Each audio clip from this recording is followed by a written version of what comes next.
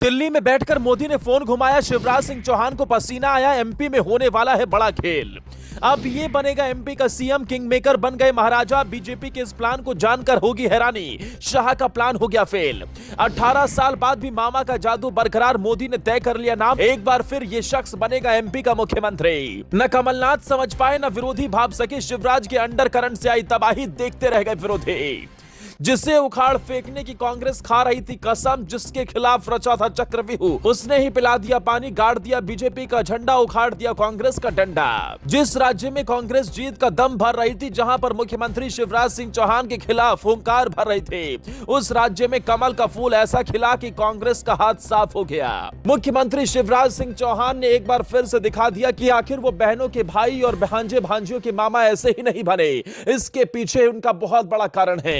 3 राज्यों में बीजेपी की सरकार बनने के बाद अब तक मुख्यमंत्री के चेहरे का ऐलान नहीं किया गया, लेकिन सबसे स्पष्ट जो नजर आ रहा है वो है एमपी। मध्य प्रदेश में मुख्यमंत्री के चेहरे पर कोई लाग लपेट नजर नहीं आती, ना ही कोई सवाल दिखता है। भले ही इस विधानसभा चुनाव में शिवराज सिंह चौहान के नाम के आधार पर बीजेपी चुनावी मैदान में ना उतरी हो, लेकिन जो कमाल शिवराज सिंह चौहान की लाडली बहना योजना ने किया, उसके बाद अब यह तय है कि एक बार फिर मुख्यमंत्री की कुर्सी पर शिवराज सिंह चौहान ही काबिज होंगे। लेकिन 18 साल बाद भी कैसे शिवराज सिंह चौहान का जादू है बरकरार, एक गरीब मां का बेटा कैसे बन गया देश के दिल की जान, और कैसे शिवराज सिंह चौहान को हटाने की बीजेपी गलती नहीं करेगी, ये आज आपको बताते हैं। शिवराज सिंह चौहान 18 साल से मध्य प्रदेश के मुख्यमंत्री हैं। बीते चुनाव में भी उनके ही नाम पर चुनाव लड़ा गया।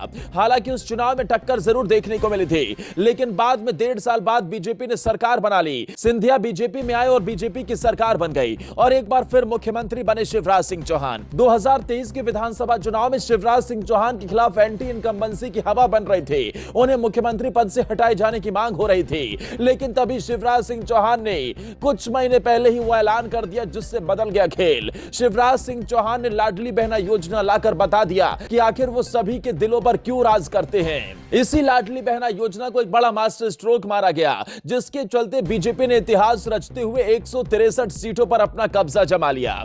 एक तरफ मोदी की गारंटी थी, दूसरी तरफ शिवराज सिंह चौहान की लाडली बहना योजना, दोनों ने मिलकर ऐसा चक्रव्यूह रचा कि कांग्रेस हवा में उड़ गई। हालांकि मध्य प्रदेश में मुख्यमंत्री के तमाम दावेदार निकलकर सामने आ रहे हैं। कैलाश विजयवर्गीय, प्रहलाद पटेल, नरेंद्र सिंह तोमर जैसे दिग्गज भी हैं, लेकिन खबर है कि शिवराज सिंह चौहान के नाम पर ही मोहर लग गई है, और इसके पीछे का बड़ा कारण उनकी लोकप्रियता के साथ साथ उनके द्वारा किए गए वादों पर जनता का भरोसा है।